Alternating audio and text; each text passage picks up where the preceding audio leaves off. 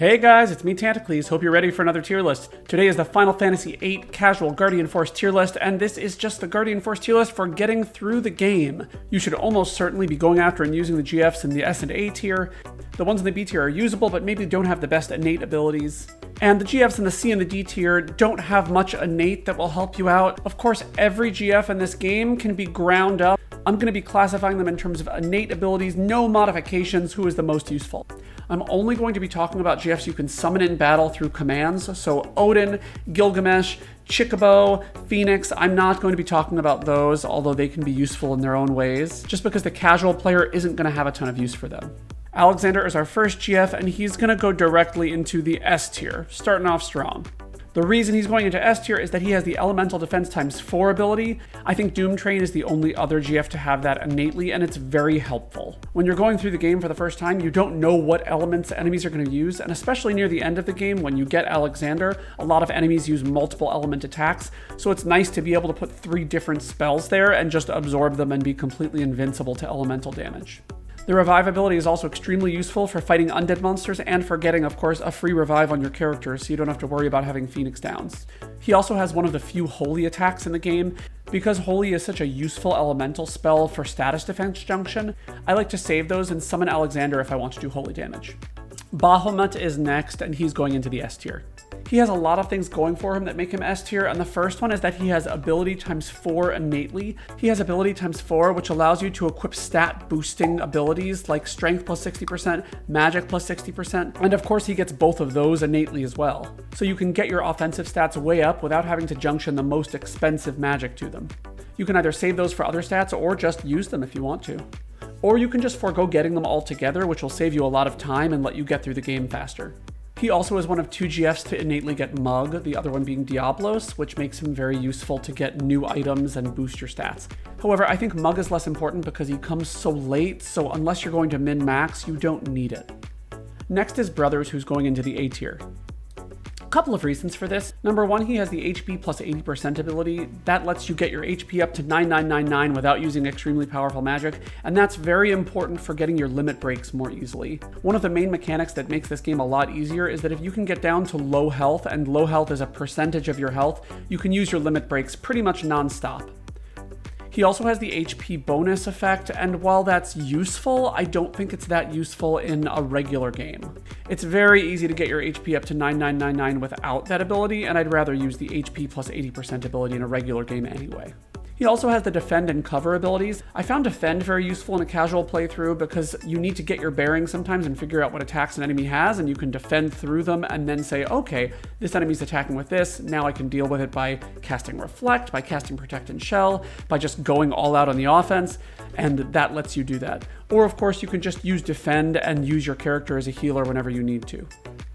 Next up is Cactuar, who I think for an experienced player who's going to min-max is very useful, but in a casual playthrough, Cactuar goes into the B tier. Very useful because he has all of the bonus abilities, but if you're playing a casual game, you're probably not going to level up to 99. In order to get him, you also need to have the Ragnarok, which is pretty late in the game, and therefore you're probably going to have most of your levels gained. And actually, I changed my mind. I'm going to move him down to the C tier because of that. Useful and worth getting, but in a casual playthrough, really not worth your time if you're just trying to get through the game. Carbuncle is next, and I would put Carbuncle sort of on the cusp of A and B tier, but just to give it the benefit of the doubt, I will put it into A tier. The useful things about Carbuncle: ability ×3 innately, so again, you can equip 3 stat boosting abilities. Counter, although I think Counter isn't that useful in this game. And its summon is a status summon. Reflect. Reflect can be useful, but is pretty limited because a lot of enemies have attacks that go right through Reflect. So actually, I'm going to put Carbuncle into the B tier. Clearly, I didn't think this through. Cerberus is next, and he's an easy S tier. The big thing that puts him in S tier is Speed Junction, which just improves everything that your party can do. More speed, more better. Also innately gets the Status Defense Junction ×4, which is very useful, not on many other GFs. Also ability ×3 and Auto Haste. Auto Haste is basically going to take the speed junction that you get from him and make it twice as useful. Considering the ease with which you can get him, he's just sitting there in the middle of Galbadia Garden. He is very useful. No reason not to have him junctioned all the time. Diablos is next, and he's going to go into the A tier. Early game Mug is priceless. Early game Mug is priceless, lets you get heroes, holy wars, tons of materials that you'll need.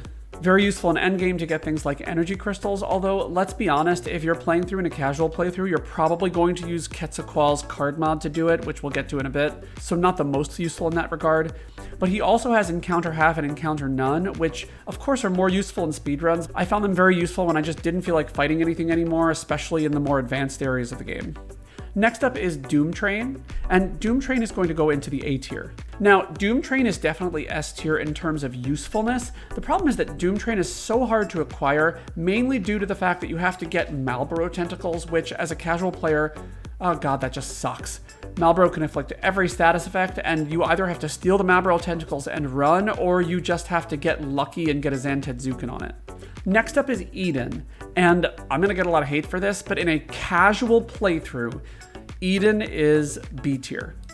The reason for that is that most people aren't going to find the research facility where Eden is located, and if you're a casual player, beating Ultima Weapon can be quite difficult, and a lot of other GFs will give you the same things that Eden can. Now, if you're gonna min-max, Eden is priceless, but in a casual playthrough, totally unnecessary. You don't need her. Just go through the game and do your thing. Get Eden the second time around when you say to yourself, I want to complete everything. Ifrit is next and going straight into the A tier. The reason that Ifrit goes into the A tier is just how early you get him in the game. He has strength bonus, which of course the earlier you get, the more useful it is. And of course gets strength plus 40% as well. Also gets elemental defense junction times 2, which is really useful. Essentially, at the point that you get Ifrit, you need everything that he provides to sail through the game. Leviathan is next, and Leviathan is going into the A tier as well. Recover is an extremely useful ability, helps you heal up completely. You can just keep your party completely healthy the entire game.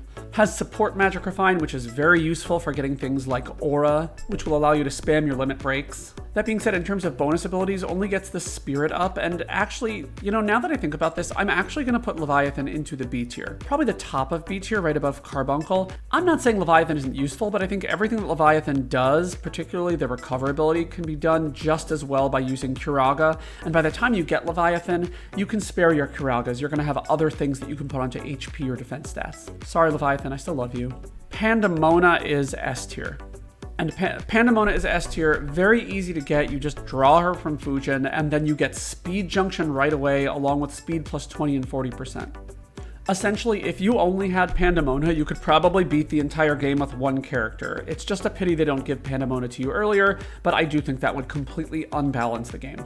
Next up is Quetzalcoatl, and Quetzalcoatl goes into the S tier. Quetzalcoatl is in the S tier because of card mod. Card mod essentially trivializes the game once you get it. You can get the highest level spells by playing the card game, which I have to be honest, on a casual playthrough, I did a lot because Triple Triad is the shit. I love it. And once you're able to get all of those spells, you basically can just soar through the game. Card mod just saves so much time that you would otherwise spend drawing spells from enemies. Next up is Shiva, and Shiva is in the B tier. The reason for that is that Shiva is very useful when you get her, but once you get other GFs, Shiva becomes less and less useful. You can also use Shiva to kill or weaken T-Rexors so you can card them, and then those will turn into Dino Bones, which get you Quake, which early game is one of the best spells to put on your HP stat. That being said, there are plenty of other GFs that can do that. You don't really need her. She doesn't offer a bonus stat. She has Ice Magic Refinery, which is useful, but isn't that good. Fire Magic Refinery on Ifrit gives you Meltdown, whereas Ice Magic Refinery just really doesn't give you any tremendously useful spells. Siren is going to be at the top of A tier, actually right above Leviathan. I'm not going to put her in A tier because she just doesn't offer enough. That being said, magic bonus is very useful, and you do get her early enough to use it, so that actually is why she's propelled to the top of B tier. She also gets status defense junction times 2, which is very useful. However, her summon isn't that strong, and in a casual playthrough, she needs to be used with other GFs to reach her full potential. Life Magic Refine is also very useful. Actually, you know what? I changed my mind. She's going into the A tier. Life Magic Refine gets you free Curagas from your tents, which can beef up your HP very early in the game, which is extremely useful. And the final GF is Tonberry. Unfortunately, Tonberry in a casual playthrough is D tier. And he is the only one in D tier, and the reason for that is to have to fight 17 Tonberries, to then fight Tonberry King, to then get the Tonberry GF, which really doesn't offer a ton that you need to get through the game, just is not fun. Now, I admittedly am a completionist, so I had to get Tonberry every single time I played. But number one, without an instruction manual, you're not going to find him because who's going to fight 20 Tonberries? And for me, his main utility in the game was using shops more effectively. He gives you rare items from shops and gives you a discount from shops, and you just don't need them. What you need in a casual playthrough is raw combat ability, and the S and A tier blades do that really well, and many of them are far more accessible than Tonberry. So that's the tier list. If you enjoy watching me make tier lists, please like the video, subscribe to my channel, come watch me stream on Twitch, and I will see you in the next one.